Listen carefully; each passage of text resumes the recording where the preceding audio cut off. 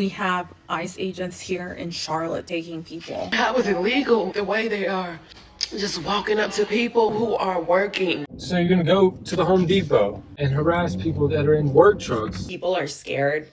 Immigrants are staying home. I drove past 2 different schools, empty. If ICE comes into the school, I'm not letting nobody take my babies.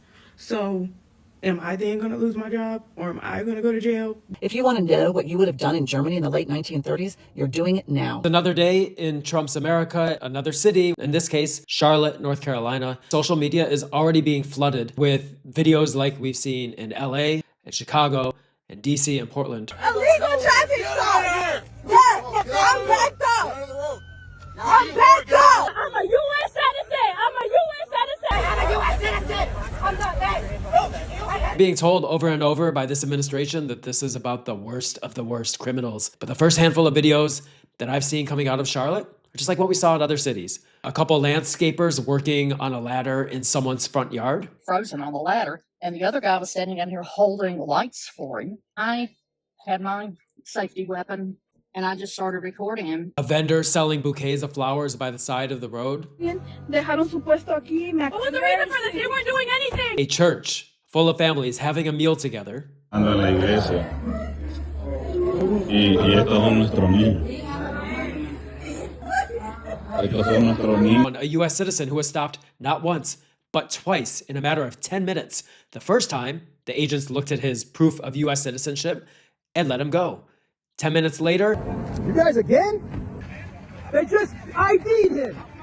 They just ID'd him. The other guy. Don't you fucking guys coordinate with each other? You broke his fucking windows with another trip that was here and ID'd him already. This is bullshit. What the fuck? Hey, I see this in here.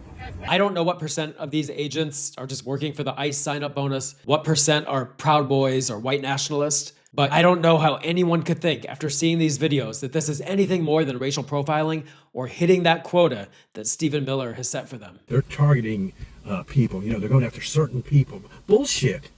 They're at the Home Depot, they're at the burger place, they're in front of the big grocery store, the International Grocery Store. That's where they're going. I just witnessed ICE firsthand with my own 2 eyes right here in Charlotte, North Carolina, messing with these 2 Migos that was in a work truck. You could tell they've been working their ass off all morning on a freaking Sunday.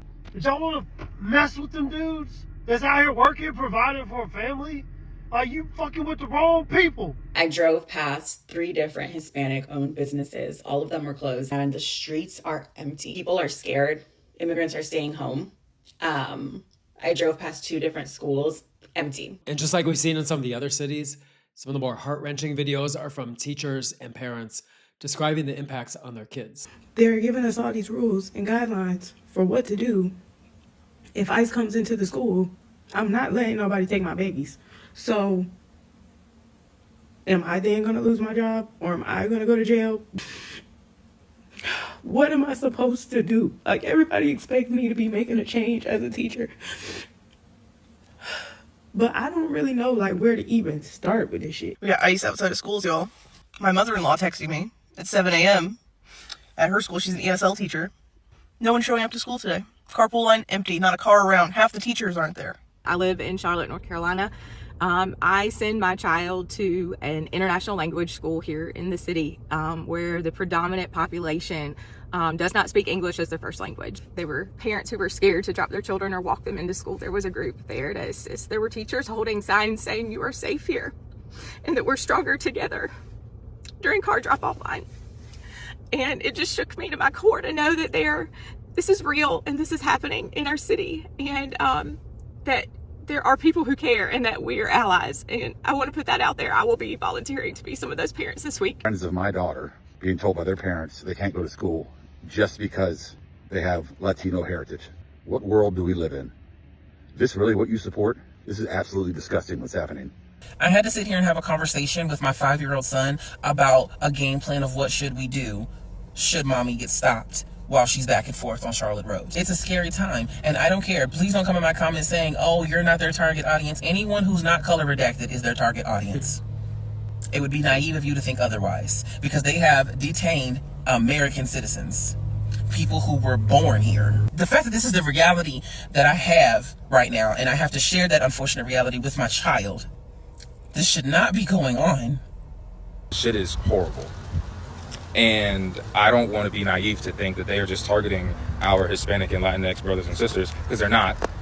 If you have any sort of melanin, you need to be cautious. Yes, it's directed towards you as well as a black human being. This is direct. This is literally a straight power move. It's an injustice. Yep. So you're gonna go to the Home Depot, the fucking Home Depot, and harass people that are in work trucks, been working their ass off all day, building this fucking country. Worry about the fucking drug dealers. If it's about money, let's think about how much it costs to do this process. We're paying these special agents or whatever the fuck they are, probably 6 figures, and then we're buying them vehicles, paying for gas. I'm sure they're eating with a fucking company card, getting per diem, all that good shit, to get rid of the people that are building our fucking country. He makes a key point. We are the ones paying for this, and we will be the ones paying for any accountability that happens down the road. And when there are lawsuits against these agents for human rights abuses, and there are settlements that are paid out to the victims and the families, it's American taxpayers who are going to pay it.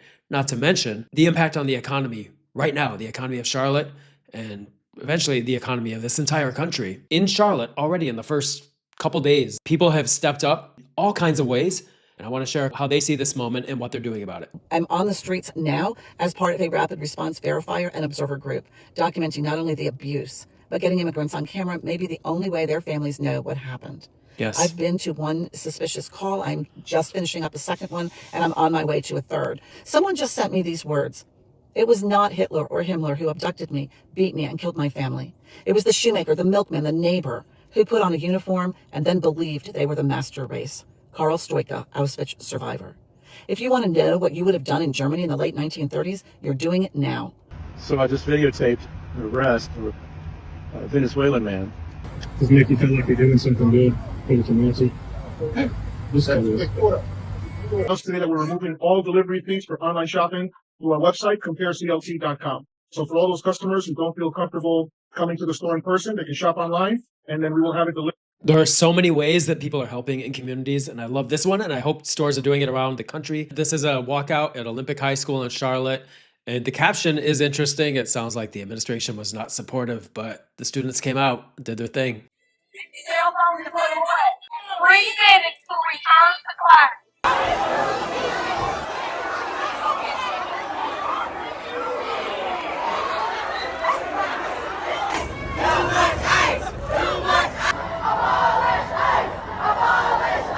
So anybody who posts on this app that lives in Charlotte, if you can tell us where to go eat, show us what the fit looking like, tell us what activity to do. You can also tell us if you see the men in that white truck.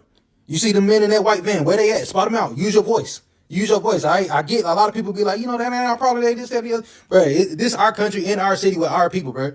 Yes, it is. Some of the resources that people are dropping in the comments like this one, if you haven't already, make sure you check these pages out. Another resource for live weather updates, I wrote this down. And here are some local businesses that need our support during this time. Again, I understand that it's going to be a hard time for them. They might not even be open right now. But if we can support, we need to be out there. So we've seen a lot of regular people in Charlotte, whether from immigrant backgrounds or their allies, or they're just standing up for neighbors. We've seen them defending communities in the earliest days of this ICE and Border Patrol activity. You know who we haven't seen a lot of yet? The CEOs. Charlotte is a fast-growing city. I'm going to name some of the corporations that are based there. Bank of America, Honeywell, Lowe's Home Improvement, Lending Tree. I haven't heard a peep from any of their CEOs whose offices are there in downtown Charlotte say anything about this, stand up for their communities. The people with the most wealth and power and privilege and ability to speak up broadly and say something, I haven't heard anything. Hopefully what the people of Charlotte are doing might someday move some of these companies to weigh in, because that's one way to get at the Trump administration, to mess with its money. And here's Greg Bovino. You may recognize him. He works for Border Patrol, even though Charlotte's nowhere near a border. He loves the cameras. He's a performer, clearly auditioning for some kind of higher role in the Trump administration. Made a name for himself back in the summertime in LA, moved down to Chicago, helped lead that raid of that building where they detained US citizens and zip-tied kids. He's been seen on video doing a salute that, well, you tell me what it looks like. Wearing a coat, you tell me what it reminds you of. Was ordered by a federal judge to report daily on the activities in Chicago. Here he is now in Charlotte. He's actually a Western North Carolina native. Really curious the stories that I'm sure will come out someday about who he was growing up and what shaped his worldview and how all that plays out in what he's doing today. Someday when there's accountability, he is going to be one of the people on trial, I can imagine. Well, are you doing nice things? Absolutely, making the community safer for you. He wasn't doing anything. Exactly. I bet you this grocery shopping. Could be criminals grocery shop, they gotta eat too. Yeah, they do. And what most of the time they're not actually doing anything else. Oh my God.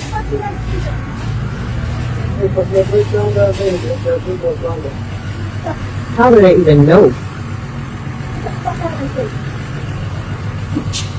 A lot of people are wondering aloud why Charlotte, North Carolina, and we're seeing both ICE and Border Patrol, and Charlotte is nowhere near a US border or even a coast. And I think we all know some of the answers. There is a white supremacist, xenophobic campaign by this administration. They are targeting Democrat-led cities. Charlotte is one of those. They continue to leverage the issue of immigration policy to stir up their base. It is all the above. But let's not forget, they are also softening the ground for election times. There is a really important US Senate race happening in 2026 in North Carolina. There is a presidential election in 2028. And I think that they want us to get used to seeing these masked paramilitaries in the streets. So when there are long lines in the polls or a close election or an election outcome that they don't like, that seeing troops in the streets, however not normal, will have been somewhat normalized. It's a terrifying prospect, but a part of the big picture of why we all need to care about what's happening in Charlotte. Whether or not we live there, whether or not we're from an immigrant background, besides all the obvious reasons, the humanity of the people who are being most impacted. Also, this connection to what could lie ahead as our democracy rapidly deteriorates and elections are one of the ways that we could get it back on track. Down in the description, I will link some ways to help and also to know your rights, whether you're in Charlotte or anywhere around the country. I think in the meantime, one of the most important things is just keep on recording. As painful it is to record these videos and to witness these videos, it's important that we see them. It's important that eventually someday we could get some accountability and that we can help the people being detained. So keep the cameras rolling.